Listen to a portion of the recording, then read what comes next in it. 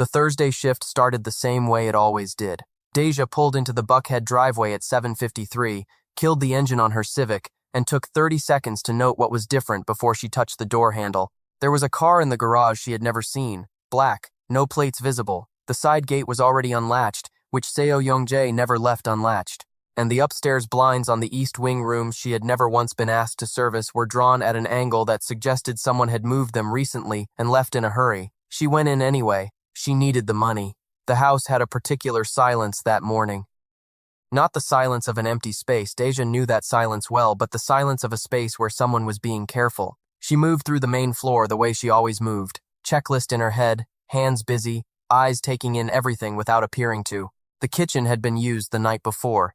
2 cups, neither rinsed. A third cup on the counter near the back door, still holding an inch of cold coffee, positioned like someone had set it down mid-conversation and walked outside without returning for it. She cleaned around it without moving it.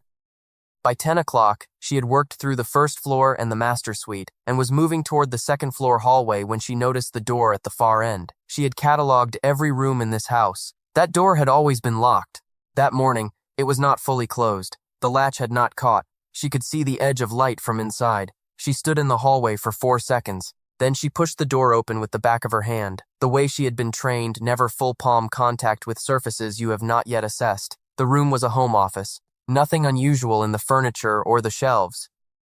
On the desk, weighted down by a glass paperweight, was a single printed photograph. She recognized the school uniform before she recognized the face. It was Amara, her daughter, walking out of Jefferson Elementary, backpack on, lunchbox swinging, head turned slightly as if someone had called her name from the left. The photograph had a date stamp printed in the lower right corner.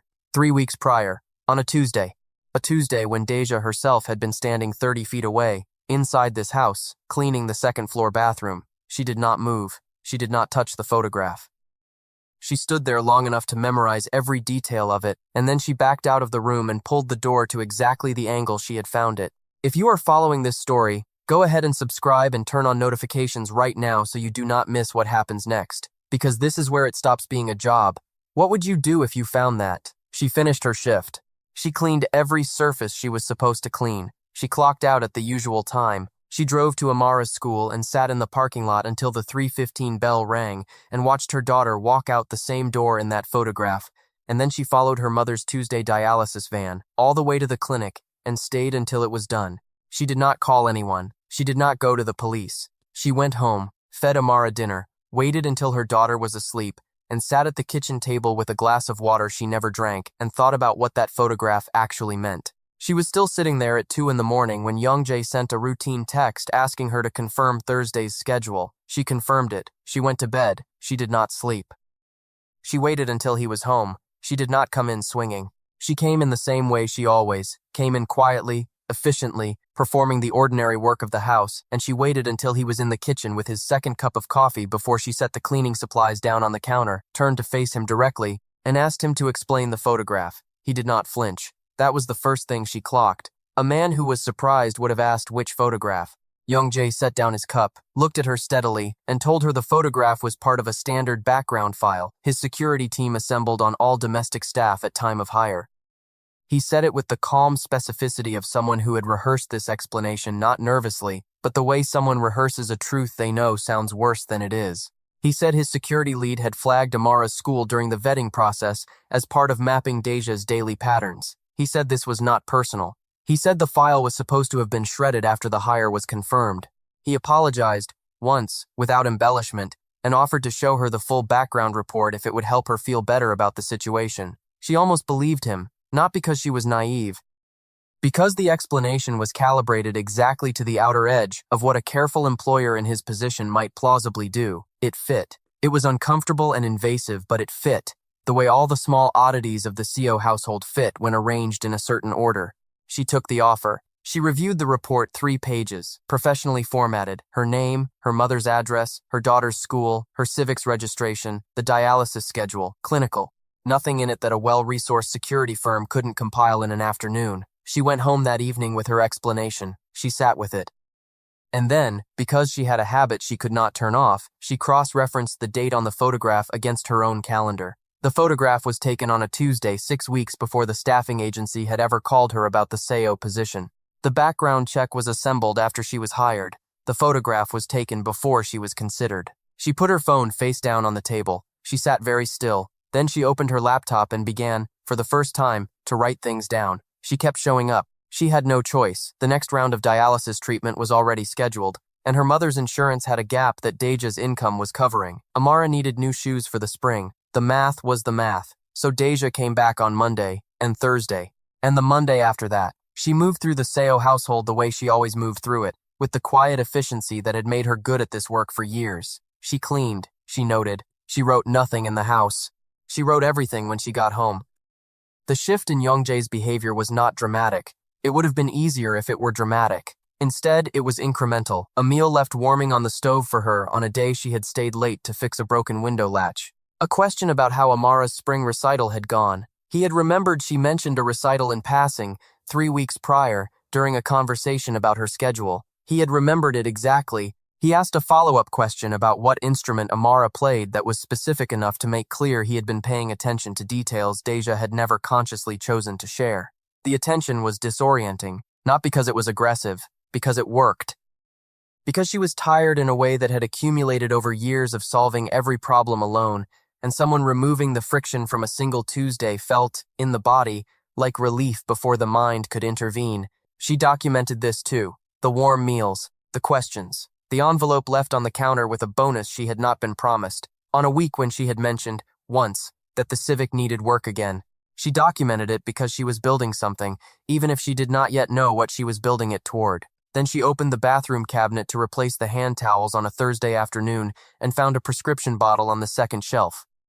Her name was printed on the label, her name, her date of birth, a pharmacy address in Sandy Springs she had never visited. The prescription had been filled 11 days ago. The bottle contained 28 small white tablets. She did not touch it. She photographed it. She put the towels in place and finished her shift and drove home and looked up every identifier on that label before she ate dinner. The medication was not something she had ever been prescribed. It was not something she had ever taken. It had her name on it. It had been filled at a pharmacy she had never been inside. And it had been sitting in the bathroom cabinet of a house she cleaned twice a week, in a spot she would reliably reach on any given Thursday. 8 days after she found the prescription bottle, Deja sat in a gas station bathroom off Roswell Road and stared at a test strip for longer than it took to read the result. She had stopped at the gas station on her lunch break, driven there specifically because it was nowhere near the Seo neighborhood and nowhere near her mother's street. She had paid cash. She drove back to work. She finished the afternoon shift. She helped Amara with homework over FaceTime at 6 o'clock and told her daughter she looked tired on the screen when it was herself she was describing. She went to sleep at 10 and woke at 2 and did not go back to sleep. She had made a decision by morning. She would handle it quietly, on her own terms, on her own schedule, before it became anything other than her own business. She had done harder things alone. She had built an entire life from a position that offered her no backup. She could navigate this the same way she navigated everything with precision, without involving anyone who could use the information against her. She went in on Thursday. She cleaned the kitchen. She replaced the hand towels. She did not look at the cabinet shelf. She worked with the mechanical focus she had learned to deploy when the alternative was falling apart in a space where falling apart was not an option. She was wiping down the countertops when Yongjae came in from a call, set his phone on the island, poured himself a glass of water, and asked, without looking up, how she had been feeling lately. Not as a greeting, as a question with a specific destination. He asked it with the tone of someone narrowing from the general to the specific. He asked whether she had been experiencing any nausea. Deja set down the cloth. She looked at him. He was still looking at the glass in his hand. The word nausea was not a coincidence. It was not small talk. It was a word that required knowing something she had told no one. She looked at him across the kitchen island she had cleaned 300 times and understood, with a clarity that hit her all at once, that the conversation she was about to have was going to change the shape of everything that came after it. She did not raise her voice. She asked him directly how he knew, not why, not yet, how. He redirected. He offered water. He suggested she sit down. She did not sit down. She stood at the edge of the kitchen island and waited with the particular stillness of someone who has decided they are not leaving until the answer comes. He redirected twice more. Both times she said nothing and stayed where she was. The third time she asked, she used his name. Not formally, the way you use someone's name when you need them to understand you are done with the performance. He put down the glass. He looked at her directly for the first time since he had walked into the room. And then, in the same measured tone he used for everything for business, for instructions, for the careful explanations he had been giving her for months, he told her that her birth control had been replaced, not removed, replaced. He said it precisely. He said the tablets had been swapped out for an inert compound at some point in the last several months. He said he had reasons. He said the reasons were serious, and he intended to explain them fully if she would sit down and listen. He said it the way someone explains a business decision they have already made. The room was silent for a long moment. Outside, a car moved along the street. Inside, Deja stood very still while everything she thought she understood about the last several months rearranged itself into a shape she had not been able to see before the mechanic in Doraville, the bonus envelopes, the meals left warming, the prescription bottle with her name already printed on the label, all of it placed with the patience of someone laying out a path and waiting for her to walk it. She did not sit down. She opened her mouth to speak, and then a vehicle turned into the driveway. The sound of tires on gravel was ordinary, but Yongjae went completely still. His entire affect changed inside 3 seconds. The composed, measured man she had been arguing with disappeared, and something older and more guarded took his place. He moved to the window without explaining why. He looked at the car in the driveway. He did not look relieved. He looked like a man who had just run out of time. The woman walked through the front door the way someone walks through a door they have never needed permission to open. She was Korean, mid-40s, dressed in a charcoal suit that communicated money without announcing it. Deja had seen her once before standing on the front porch on a February morning, asking for Yongjae with a smile that held no warmth. Her name was Mirai. That was the only name Deja had. Yongjae had not buzzed her through the gate. Someone else had. Mirai moved into the kitchen with the unhurried certainty of someone who had already decided how the room would be arranged before she entered it. She looked at Deja the same way she had looked at her on the porch, not with hostility exactly, but with the detached assessment of someone calculating a variable they had already factored in. She was not surprised to find Deja there. That was the thing Deja could not shake. Mirai looked at her and her expression did not change. The conversation between Mirai and Yongjae happened in Korean. Deja understood less than 20% of it. She understood enough. She understood that Mirai used the word arrangement more than once. She understood that Yongjae's tone shifted from measured to careful to something quieter underneath. Careful, the tone of a man who was choosing each word the way you choose footing on uncertain ground. She understood that at one point Mirai said something short and flat and final, and Yongjae went still the way a person goes still when they have just been told a price they cannot negotiate. Mirai left without looking at Deja again. The front door closed. The gate buzzed open and closed. Yongjae stood in the kitchen for a moment without moving. Then he turned to Deja and told her she could not go home that night. He said it quietly. He said it the way someone states a condition they wish were otherwise. She told him she was leaving. She picked up her bag. She walked toward the door. He did not stop her physically. He picked up his phone, turned the screen toward her, and held it steady at eye level. The footage on the screen was live, timestamped to that exact moment. It showed the front walk of her mother's house on the other side of Atlanta, the porch light on, the dialysis van in the driveway, the small rectangle of her mother's silhouette visible through the front window, moving from one room to another. Alive and unaware, Deja put her bag down. She sat on the chair nearest the kitchen door, and she waited for him to start explaining. He did not confess. He briefed her. That distinction mattered, and Deja understood it immediately. A confession is an admission of guilt, and Yongjae had organized his entire life around never admitting guilt.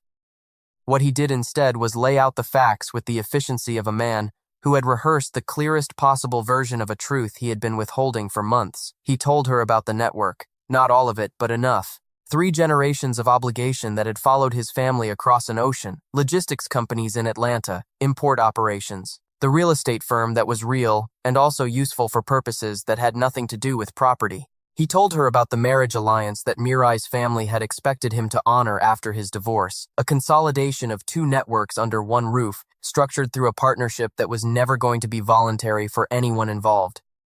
He told her he had refused. He told her what refusing had cost him, in leverage, in protection, and in the patience of people who were not accustomed to being told no by someone who still needed them to function. He told her that the pregnancy changed the arithmetic, that a child connected to him, documented, verifiable, existing inside his household, created a complication that Mirai's network could not easily resolve without creating problems of their own. That it was, in the language of the world he operated in, a form of protection, for him, for her, for Amara. He presented it as logic. The logic was not wrong. That was the part that kept Deja from standing up and walking out, not the footage of her mother's house, but the fact that when she ran the numbers herself, the numbers came out the same way his did. She recognized that she was being asked to accept something that had been done to her as though it had been done for her. She recognized the architecture of that framing. She did not accept it. But she sat with it, the way you sit with a locked door when you do not yet have the key. Then her phone rang. Amara's name on the screen. She answered immediately. Her daughter's voice was fine homework questions, a story about a girl at school, the ordinary texture of a 9-year-old's afternoon. Deja answered each thing her daughter said with the steady warmth she had spent years building into an instinct. And then, underneath Amara's voice, on the other end of the call, there was a sound. A door. A specific door, with a specific creak that Deja had been meaning to fix for 2 years. The back door of her mother's house, opening, from the inside. While her mother was on dialysis and no one else was supposed to be there. The call ended. Deja looked at Yongjae across the kitchen. He looked back at her. Neither of them said anything for a long time. Amara was safe. By the time Deja reached her mother's house, Yongjae drove her. No argument, the back door was latched. Her mother was in the recliner watching her program, and there was no one inside who should not have been there. The creak had been the settling of the frame. Old house, cold night. That was the explanation, and it was probably true. Deja did not fully believe it. Yongjae did not fully deny that the timing had been useful to him. In the days that followed, something shifted in how Deja moved through the situation. She stopped trying to exit through the front door and started looking for the exits she had not yet mapped. She came to work. She did the job. She accepted the meals and the envelopes and the consideration that Yongjae continued to offer, with the steady patience of a man who understood that what he had done could not be forgiven quickly, if at all, but who was willing to wait. She gave him nothing in return, but she watched everything. She watched the way the house operated when Yongjae had visitors. She watched which rooms were used and which were avoided. She watched the filing cabinet in the basement that was bolted to the floor, and on a Thursday afternoon when the house was empty and Yongjae was in Midtown, she found that the key to it had been left on the hook by the back door, whether by accident or by invitation, she could not determine. She opened it. She photographed every page that looked like it mattered, without moving anything from its order. She replaced the key. She finished her shift. She was building something. She still had not decided what she would do with it. What she had not expected was what she found on page 11 of a document labeled only with a date from 4 years prior. A name, not Yongjae's name. A name she knew from a different context, a context so far outside this house that finding it here felt like the floor shifting under her feet. Her own father's name. Listed as an associate in the Atlanta corridor of the network, entered 4 years ago, before Deja was hired, before the staffing agency call, before any of it. She stood in the basement with the photograph on her phone screen and understood, for the first time, that she had not been selected randomly, that the architecture went deeper than she had calculated, and that the question of what Yongjae had originally intended and what he had not was now the only question that mattered. She sat with the ledger entry for a full 24 hours before she acted on it. She needed the time to separate what she felt from what she knew, because what she felt was a kind of vertigo that came from having the ground rearranged beneath a life she thought she had built on solid footing. Her father had left when she was 11. He had been a peripheral and unreliable presence for a few years after that, and then he had simply not been there anymore. She had built her life, the spreadsheets, the discipline, the refusal to depend on anyone specifically around the fact of his absence. She had turned the hole he left into architecture. And now here was his name, in a network ledger, in a bolted basement cabinet, in a house she cleaned twice a week, listed as an associate 4 years before anyone had called her about a job. She was not a coincidence. She had never been a coincidence. She went to Yongjae, and she asked him directly about her father's name in the document. He did not deny knowing it. He told her that her father had been a low-level connector in the corridor's early Atlanta operations, someone who moved information, not product, and who had been out of contact with the network for years. He told her that when her name had come up through the staffing agency, the connection had been flagged, that he had been curious. That curious had become something else over time, and he had not been honest with her about where it started, and he understood if that was something she could not move past. He said this without performance, without the careful tone he used when he was managing her perception. He said it the way someone says something when they have stopped trying to control the outcome. She was still deciding what to do with all of it when she found the federal investigator's card. It was in her car, parked inside the gated property, behind a code only Yongjae's people held, tucked under her wiper blade at some point during the afternoon. Plain card, federal seal, a name she did not recognize. On the back, in blue ink, handwritten, "We know you're inside. You have 72 hours before we move." She sat in the driver's seat and read it twice. She looked at the gate. She looked at the house. She put the card in her jacket pocket, drove to Amara's school for pickup, helped her daughter with reading homework, and made dinner. She did not tell Yongjae about the card. She did not call the number on the front. She sat at the kitchen table after Amara was asleep and looked at the card and thought about what 72 hours actually meant for everyone whose name was already written down somewhere. She made the call on the second morning, not to the federal number. To a lawyer, a woman she had found through 3 careful degrees of separation, someone who handled complex civil matters and asked the right questions before agreeing to meet. They talked for 40 minutes. Deja laid out what she had: the photographs on her phone, the ledger entries, the prescription bottle, the staffing agency's financial connection to Yongjae's holding company, the timeline that placed the surveillance before the hire. All of it organized the way she organized everything clearly, without embellishment, in the order that made the shape of it legible to someone seeing it for the first time. The lawyer told her she had more than she thought she did. She also told her what she did not have yet: immunity. That would require a conversation with the people on the federal card, conducted through counsel, on terms that protected her and her daughter before anything else was put in writing. Deja made that call on the third morning, 1 hour before the 72-hour window closed. She did not move out of the Seo house immediately. The federal process moved slowly, and she had learned, by then, how to move slowly inside a space while building towards something the space could not see. She kept her schedule. She kept her composure. She told her mother nothing and told Amara only that their situation was going to get more stable soon, which was true in the way that things are true before they become fully real. Yongjae found out about the federal contact 3 weeks later, not from Deja, but from the network's own surveillance apparatus, which was how she learned that even inside the disclosure process, she was still being watched. He did not confront her. He did what she had come to understand was his most consistent behavior across every hard situation. He went quiet, he assessed, and he adapted. He retained his own counsel the following morning. What came after was not a movie. There was no single dramatic moment of reckoning. There were depositions. There were documents. There were months of legal process in rooms that smelled like recycled air and old coffee, where the weight of decisions made in a Buckhead kitchen got translated into the dry language of federal procedure. The network took the larger damage. Mireille's organization lost 3 holding companies and 2 of the logistics operations that had been running through Atlanta's Korean business corridor for over a decade. Yongjae cooperated partially enough to reduce his own exposure significantly, not enough to satisfy everyone who wanted more from him. He kept the house. He lost the real estate firm.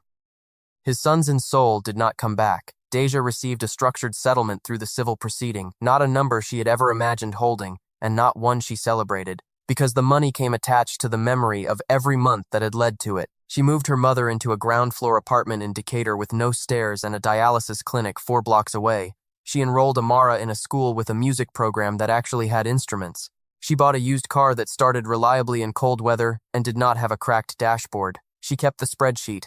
Old habits do not dissolve because circumstances improve. They become the foundation the new circumstances are built on. The child was born in October. A girl. Deja named her without consulting anyone and did not apologize for it.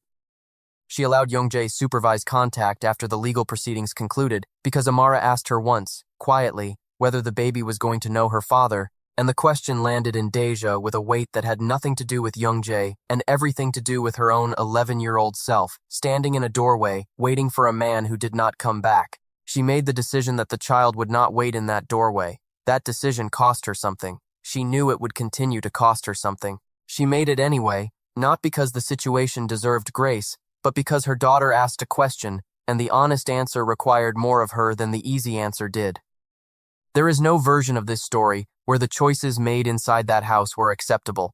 Not the surveillance, not the deception, not the years of careful architecture designed to move a woman from her own life into someone else's calculation. None of it was acceptable, and the legal consequences, however partial, did not undo what had been done. What Deja built in the aftermath was not forgiveness. It was something more durable than that, a life constructed with full knowledge of what people are capable of, and the deliberate decision to keep going anyway, to keep the spreadsheet, to keep showing up for the people who needed her, to make one decision at a time with the information she actually had, rather than the information she wished she had been given. Her daughter Amara is 12 now. She plays the violin. She does not yet know the full story. Someday she will, because Deja has already decided that her daughters will know what the world is made of, not so it frightens them, but so they are never standing in a doorway wondering why no one told them sooner. If this story moved you, subscribe and turn on notifications so you never miss the next one. Share it in the comments and let others know what you took from it. The next story we are bringing you will challenge everything you think you know about loyalty, family, and what it really means to protect the people you love. Don't miss it. Some things cannot be undone. What you do after that is the only part that belongs entirely to you.